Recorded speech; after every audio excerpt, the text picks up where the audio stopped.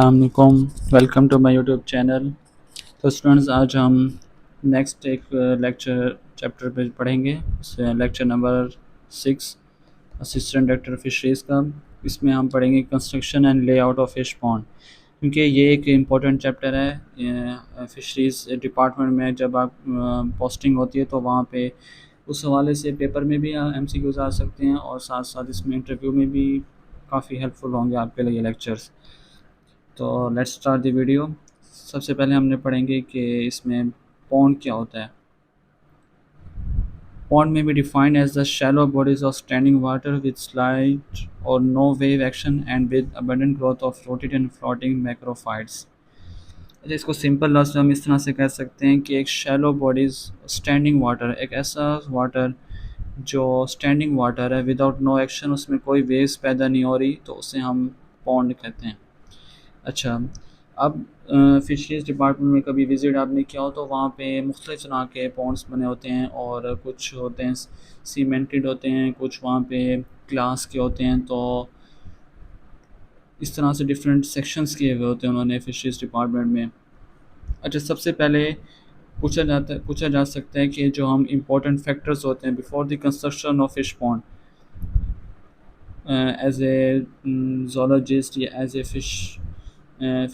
तो BS4 में आपने पढ़ा होगा। तो एज ए तो हम अगर ख़ुद से भी बिज़नेस करना चाहें, या सपोज़ आपसे कोई पैनल में कोई भी पूछ सकता है कि लेट्स सपोज़ कि आपने कंस्ट्रक्शन करना है फ़िश पॉन्ड का, तो उसमें किन चीज़ों को आपने देखना है।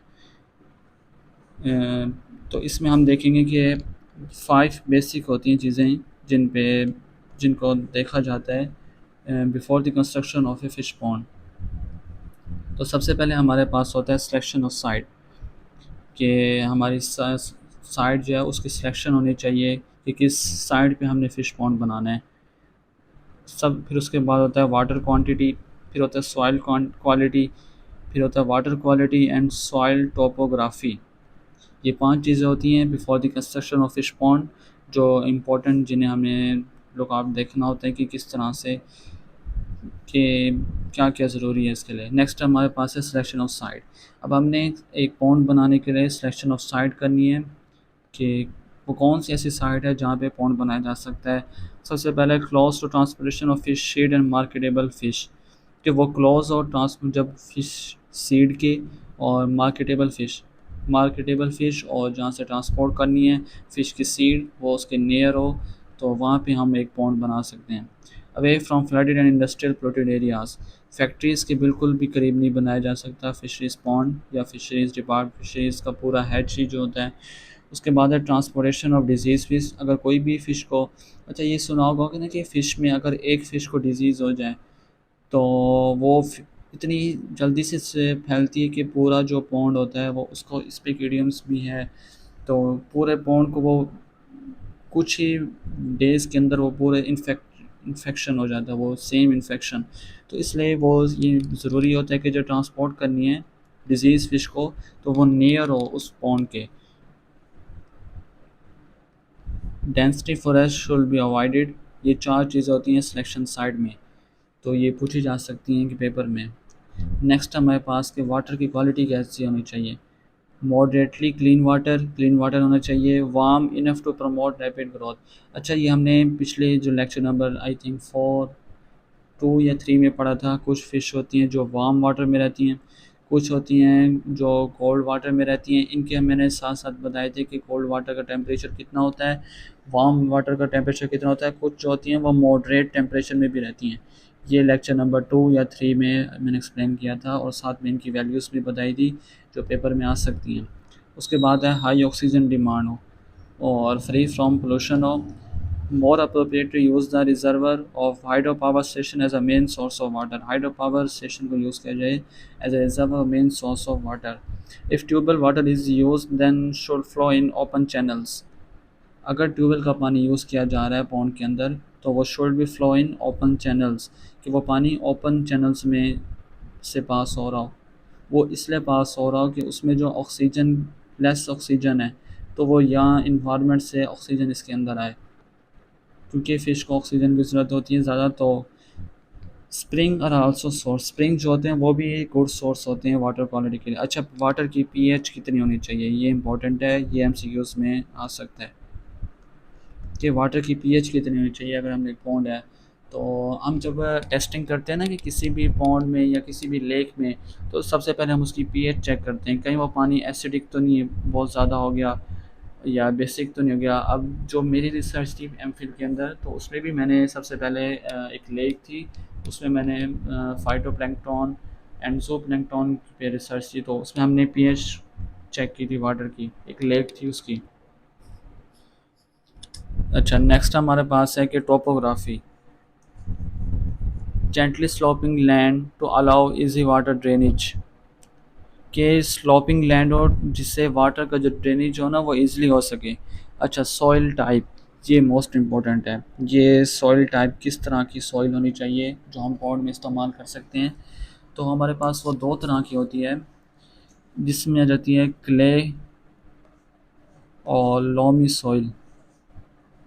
ये दो तरह की सॉइल होती हैं, और इसमें जो होता है इनकी और इनमें भी क्वालिटी होती है जिसकी वाटर रिटेंशन अच्छी हो, और एटलीस्ट 20% जो है इसमें क्ले हो। ये यहाँ पे ये आपने देख लेना है, ये इंपॉर्टेंट एमसीक्यूज है कि सॉइल टाइप कौन सा होनी चाहिए। और अच्छा, इसकी जो हम सॉइल की क्वालिटी को चेक करते हैं वो किस तरह से चेक करते हैं कि हमने एक होल कर लिया है, एक होल है, समझे ये एक पॉन्ड का होल है या किसी भी, जब इसे वाटर से फिल किया जाता है और ये जो सॉइल है ये इस वाटर को अब्ज़ॉर्ब कर लेती है, सारा वाटर अब्ज़ॉर्ब कर लेती है। हम तो यही देखते आ रहे हैं कि सॉइल जो होती है वो अब्ज़ॉर्ब कर लेती है, लेकिन जो पॉन्ड की होती है वो अब्ज़ॉर्ब नहीं करती वाटर को। अगर वो वाटर को अब्ज़ॉर्ब कर दे तो वाटर जो उसका जो लेवल है, वाटर का एक लेवल रखा जाता है किसी भी पॉन्ड या लेक में, तो उसका वाटर लेवल बहुत ज़्यादा डिक्रीज़ होने की वजह से फ़िश की डेथ भी हो सकती है। तो इस वजह से ऐसे सॉइल क्ले और लॉमी सॉइल का इस्तेमाल किया जाता है जिसमें 20% क्ले हो, ताकि जो उनका जो वाटर लेवल है सॉइल इतनी ज़्यादा अब्सॉर्ब ना करे और वाटर लेवल जो है वो मेंटेन रहे। अच्छा, sunlight, open area with 6 to 8 hours of sunlight for plankton growth. अच्छा, ये प्लैंकटन ग्रोथ, प्लैंकटन होते हैं स्मॉल जो प्लांट्स होते हैं, ये होता है open area with 6 to 8 hours of sunlight for plankton growth. Sunlight जब उस पॉन्ड के ऊपर आनी चाहिए, कुछ होता है जैसे पॉन्ड है उसके ऊपर एक शेड दिया हुआ होता है, ये एक शेड दिया हुआ होता है ताकि इस पे जो है वो सनलाइट कम से कम हो जाए। लेकिन वो कहते हैं कि एक अच्छा जो पॉन्ड होता है उसमें क्या होता है, open area with 6 to 8 hours of sunlight for plankton growth हो। अच्छा, उसके बाद है स्ट्रक्चर किस तरह से होना चाहिए फ़िश का। सबसे पहले हमने पढ़ा कि कंस्ट्रक्शन अगर हमने करनी है तो उसमें 5 चीज़ों का हमने देखना है कि उसकी site selection, water quality, water quantity, soil quality, ट्रोपोग्राफी।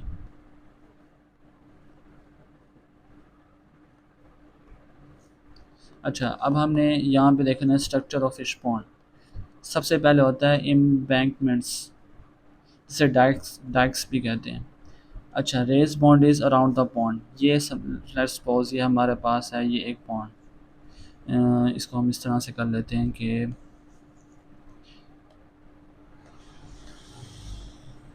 ये है हमारे पास pond.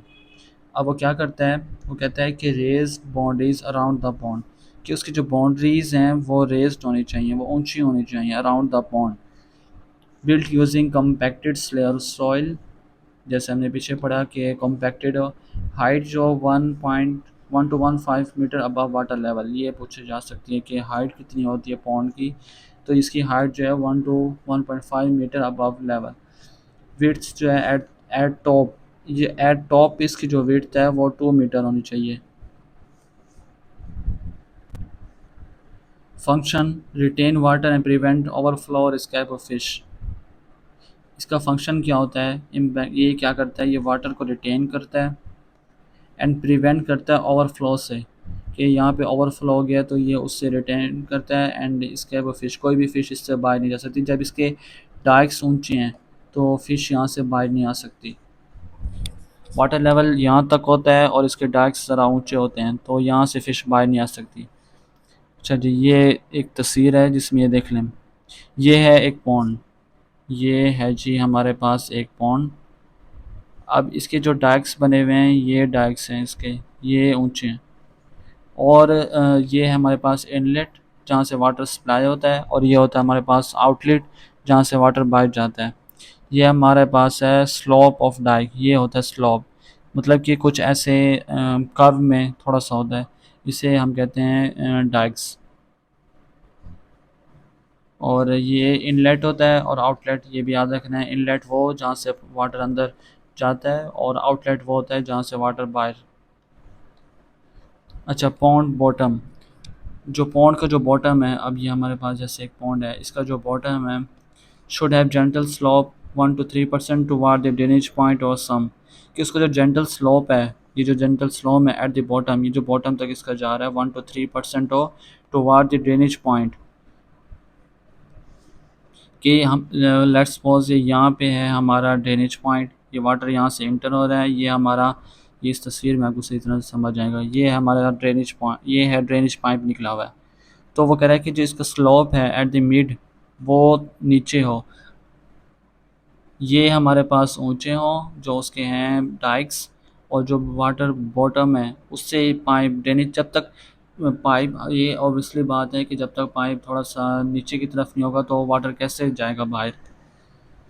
Must be compact to prevent seepage. Clean level surface promotes uniform fish distribution. Can be clay lined और प्लास्टिक लाइन, तो उसमें जो लाइंस होनी चाहिए वो क्ले लाइन होनी चाहिए और प्लास्टिक लाइन। अच्छा, इनलेट स्ट्रक्चर, इनलेट स्ट्रक्चर वही जब भी मैंने बताया कि जहाँ से वाटर अंदर इंटर होता है।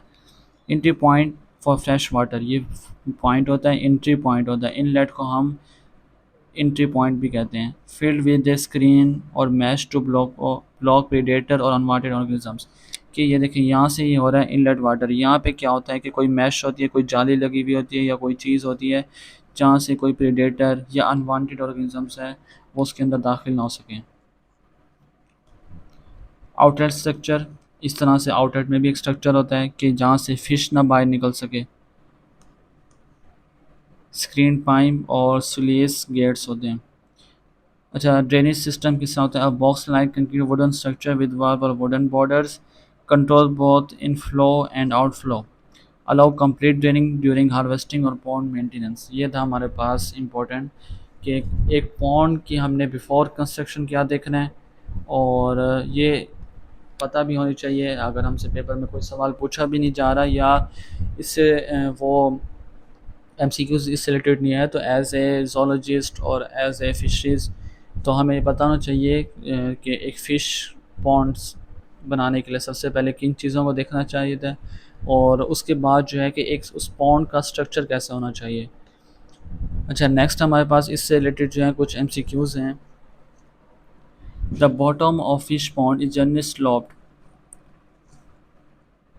अब जो बॉटम ऑफ फिश है पॉन्ड का is generally slope to facilitate drainage and harvesting, कि ये जैसे पहले मैंने बताया कि ये एक पॉन्ड है, इसका जो बॉटम है वो जनरली स्लोप्ड होता है, वो इस तरह से होता है, ये इस तरह से एक स्लोप्ड होता है ताकि पानी जो है वो एक ड्रेनेज सिस्टम से बाहर चला जाए। The inlet of fish pond should be filled with A screen और मैश, कि मतलब यहाँ से पानी जो आ रहा है वहाँ पे स्क्रीन हो या मैश हो।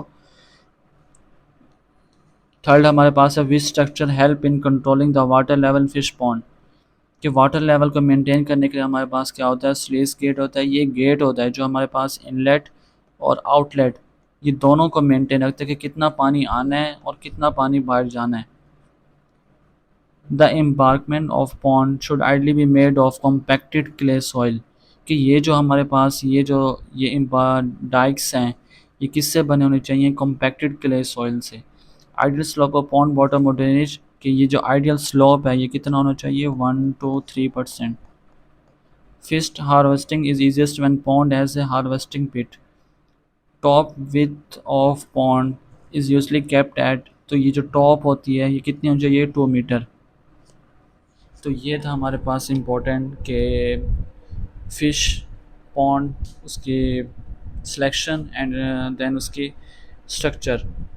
नेक्स्ट हमारे पास है classification of fish pond according to water supply. अब फिश पॉन्ड को जो है वो जैसे मैं आपको बताया कि फिशरीज डिपार्टमेंट में कुछ पॉन्ड्स होते हैं उनको डिवाइड किया हुआ होता है, कुछ में अलग फ़िश होती हैं, कुछ में अलग, कुछ का टेम्परेचर मेंटेन करने के लिए होता है, कुछ ओपन होते हैं, कुछ सीमेंटेड होते हैं, कुछ में जो होता है वाटर अलग किस्म का होता है। तो इन बेसिस पे भी पॉन्ड को क्लासिफाई किया जाता है। सबसे पहले हम पढ़ते हैं स्प्रिंग फेड फीड पॉन्ड। ऐसे पॉन्ड जिनमें स्प्रिंग फेड को यूज़ किया जाता है। Water comes naturally from a spring underground water sources, के वाटर जो है वो नेचुरली आ रहा है किसी अंडरग्राउंड वाटर सोर्सेज से। Water flowing usually constant and clean, के वाटर जो होता है वो क्लीन होता है। Advantage stable temperature oxygen level, कि वाटर जो है एक अंडरग्राउंड सोर्स से आ रहा है, तो इसमें क्या है कि ऑक्सीजन लेवल जो होता है वो स्टेबल होता है। Suitable for cold water fish culture like trout. अच्छा, ये इम्पॉर्टेंट है कि जो ट्रॉट होती है ना, ट्राउट, ये जो है हमारे पास ये फ़िश कोल्ड वाटर में रहती है। नेक्स्ट हमारे पास है रेन। अब कुछ पानी कुछ पॉन्ड में जो होता है वो बारिश का पानी इस्तेमाल किया जाता है। यूजली बिल्ड इन लो लिंग लाइंग एरियाज। उसके बाद है need proper catchment areas and dikes to store water, कि इसके लिए हमें प्रॉपर डाइक्स की और कैचमेंट एरियाज की ज़रूरत होती है to store water. Less reliable in dry season, क्योंकि ड्राई सीज़न में रेंस बारिश बहुत कम होती है, जिसकी वजह से ये इतना यूज़फुल नहीं है as compare to spring fed. Next हमारे पास है कैनाल फेड।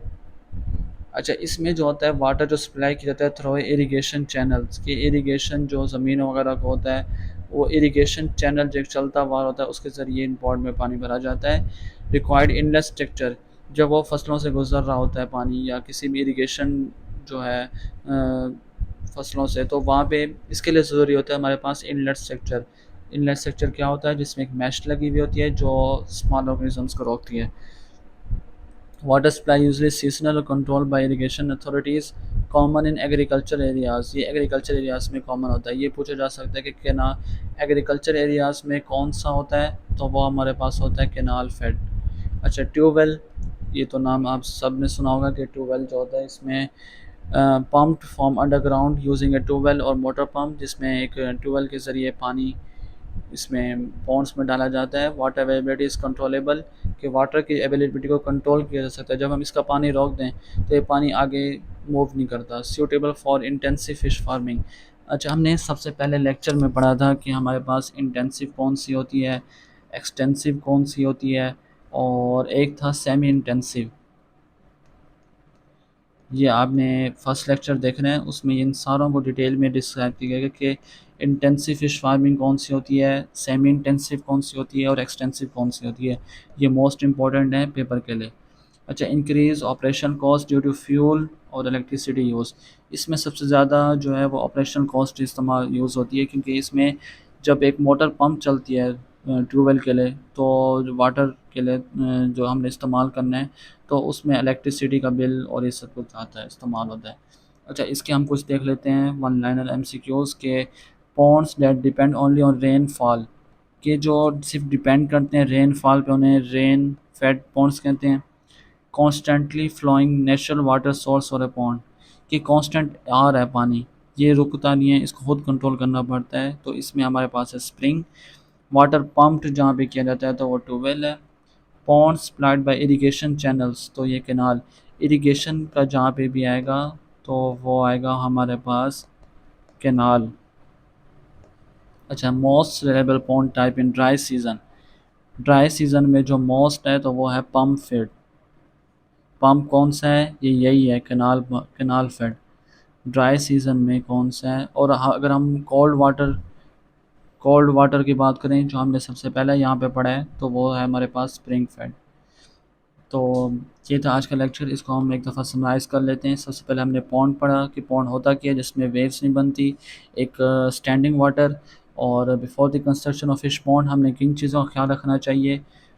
फिर हमने ये सेक्शन ऑफ साइट किस तरह से करनी है कि पोल्यूटेड एरियाज़ के करीब ना हो, इंडस्ट्रियल के करीब ना हो। नेक्स्ट हमने देखा कि वाटर क्वालिटी, वाटर का पीएच कितना होना चाहिए, ओपन चैनल्स होने चाहिए, फ्री हाई ऑक्सीजन लेवल होना चाहिए उसमें। और फिर हमने उसके बाद देखा कि स्ट्रक्चर के उसके डाइक्स होना चाहिए, उसकी बॉटम में स्लोप होना चाहिए, और उसका जो विड्थ है ऊपर वो 2 मीटर तक होनी चाहिए। ये हमने देखा कि इनलेट स्ट्रक्चर होता है, ये आउटलेट स्ट्रक्चर होता है, ये पॉन्ड का बॉटम है, और इसमें जो है यहाँ पे स्लोप है ताकि यहाँ से वाटर बाहर जा सके। पॉन्ड का बॉटम हमने पढ़ लिया, इनलेट स्ट्रक्चर पढ़ लिया कि उसमें फ्रंट पे एक मैश होती है। इस तरह से आउटलेट में भी स्क्रीन पाइप और गेट होते हैं। जो गेट होते हैं स्लाइस गेट, ये क्या करते हैं, ये मेंटेन करते हैं वाटर लेवल को। उसके बाद है ये control both inflow and outflow. उसके बाद हमने पढ़ा कि यहाँ से एमसीक्यूज देखे कि अकॉर्डिंग टू वाटर सप्लाई के रेन का वाटर इस्तेमाल होता है। हमारे पास रेन रेन का इस्तेमाल होता है। उसके बाद हमारे पास कैनाल्स का, और जो इरिगेशन जिसे हम कहते हैं, और हमारे पास ट्यूबवेल, और हमने पढ़ा उसके बाद हमारे पास होता है स्प्रिंग्स का। ये 4 to 5 टाइम्स हमने पढ़ी। तो आज के लिए इतना ही। नेक्स्ट लेक्चर इंशाल्लाह कल तक आप अपलोड कर दिया जाएगा। Thank you so much for watching this video. अगर आपको वीडियो पसंद आई है तो लाइक करें, सब्सक्राइब एंड शेयर। अच्छा, एक और बात बताना चाह रहा था कि हम एमसीक्यू सीरीज़ जो है, जब हमारा ये कंप्लीट हो जाएगा, ये इसमें कुछ रहती हैं ऑलमोस्ट 5 to 6 वीडियोज़ और आएंगी। 12 तक हैं, 12 to 13 वीडियोज़ टोटल हैं। तो ये कंप्लीट होने के बाद हम इंशाल्लाह एक एमसीक्यू सीरीज़ शुरू करेंगे जिसमें हम 50 to 60 एमसीक्यूज़ रोज़ करेंगे विद डिटेल एक्सप्लेनेशन, ताकि कोई भी चीज़ मिस ना हो। जब ये कंप्लीट हो जाएगी उसके बाद हम स्टार्ट करेंगे बेसिक जोलॉजी। और thank you so much for watching this video.